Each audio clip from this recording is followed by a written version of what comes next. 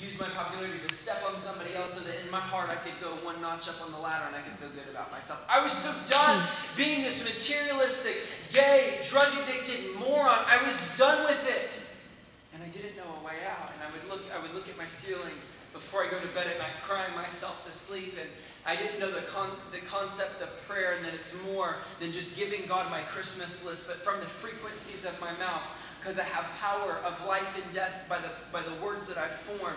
I did not know that prayer could change my life, so I would say, God, give me a new Mercedes, give me this, a new watch, a new laptop, a new iPhone, a new friend, a new vacation. Oh yeah, and if you're real, will you help me because I'm gay and I'm addicted to drugs and I don't know a way out?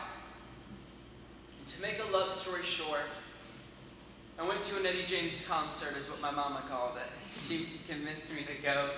And she said, go to this concert, and I sat on the 4th row back.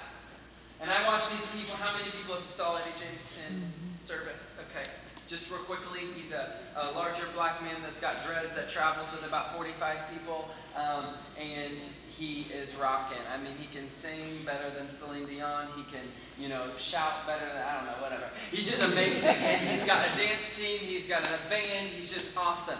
And so I'm sitting on the 4th row, and I'm watching these people on platform, and I'm really watching them, guys. You know what I mean? Like, I'm trying to find a mess up. I'm trying to find a flaw. Like, what's going on here? They say one thing, but I'm going to check it real quick. And so I'm watching them. And they're up here, and they're shredding on the guitar, and they're banging on the drums, and the girls are doing their little, cute little ballet thing, and the guys are like pop locking and dropping it for Jesus, and they're just lifting their gaze and their affection, and they love God, and they're doing this, and I watch them, and I say, God, I'm crying, and I say, God, I want what they have. Because if we really live this thing out, guys, people will want the one that is beside us. And I wanted the one that they carried. And I said, Lord, whatever it takes, I'm going to pursue you. And so, after the concert's over, I get connected with the church. But I know the church, and I don't know Jesus. I bring a Bible to church. It was a purple Message Bible. Lord, somebody help me. I'm carrying a purple Bible. I mean, obviously I need some help. I'm carrying a purple Bible that I never read. I'm walking to the altar that I never encountered God at. I would lift my hands because homeboy next to me was lifting his hands. I would, pray like this.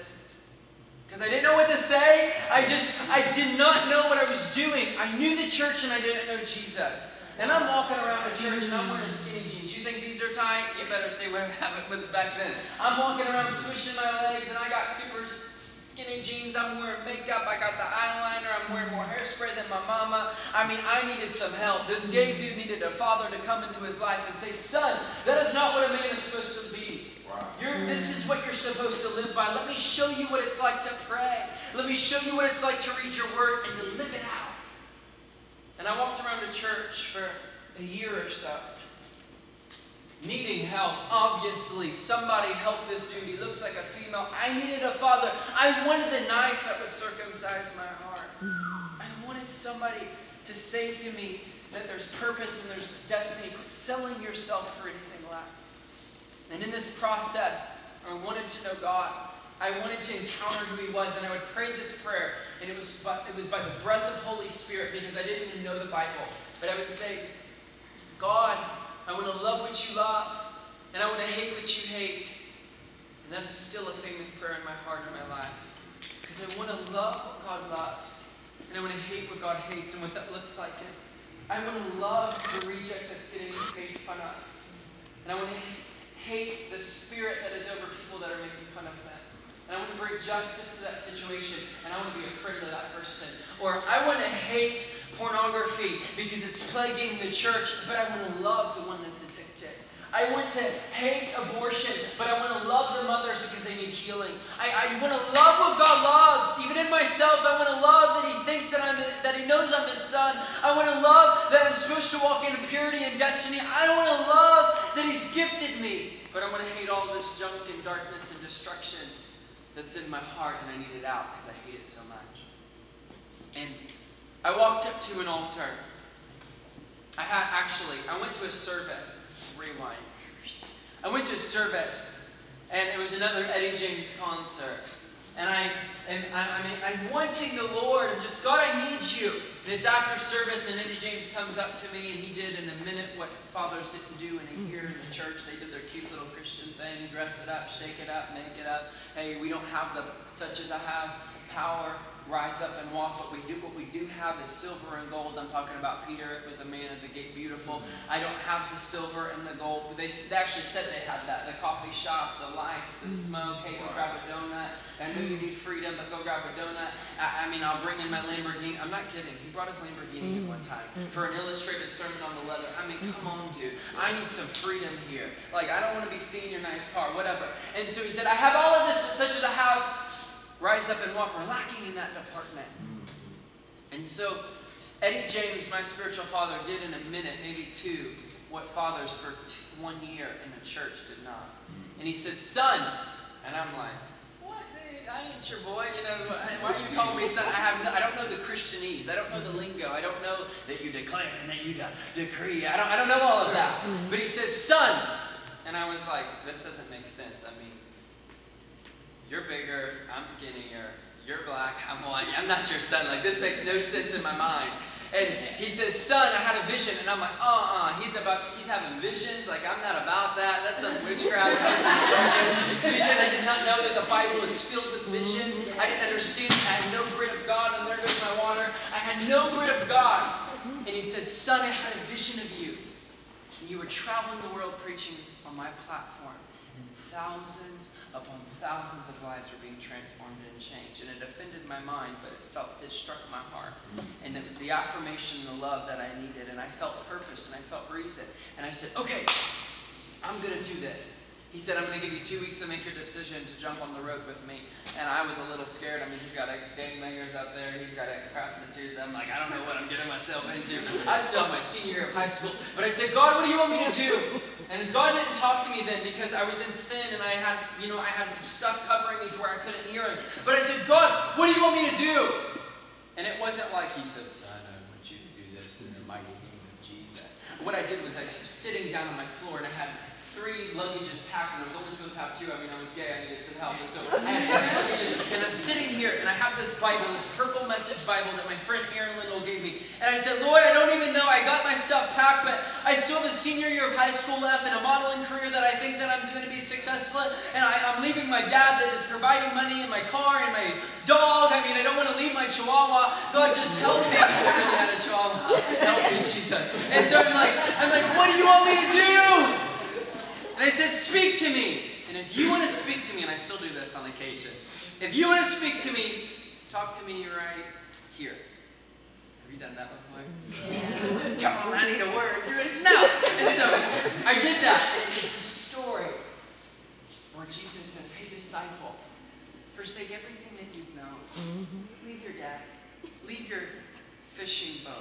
Leave your net. Leave the way that you used to process and you used to think, the way that you thought that your life should be, and come and follow me and I will make you fishers of men. I didn't even get it, but I just started crying.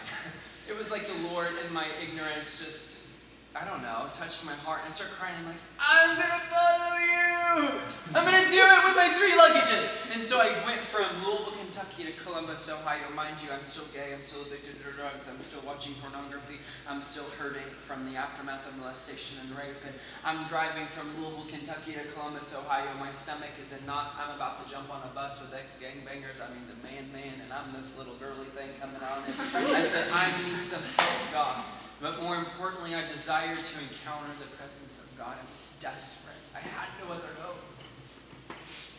And I said, Lord, I don't know how to pray, but if you are real today, can I taste you? Can I smell you? Can I hear you? Can I see you? Can I feel you? Embrace me today. Because God, I don't even know if you're real. I'm doing this thing, but I think I'm about to do, the real world on wheels, like MTV style with these guys. I'm after you, but I don't even know if you're real. So would you meet me and would you encounter me today?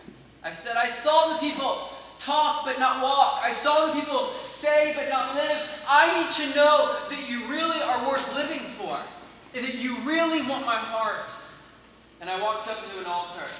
This is where I keep saying love story short, but this is about to get it. This is the good part.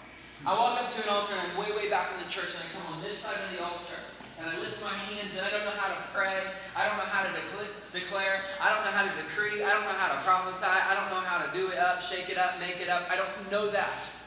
But what I know is that I need Jesus, and I just did this, and I said, Jesus, Jesus, Jesus, Jesus, Jesus, Jesus, come, come, come. Jesus, Jesus, and I just said Jesus over because I didn't know what to say.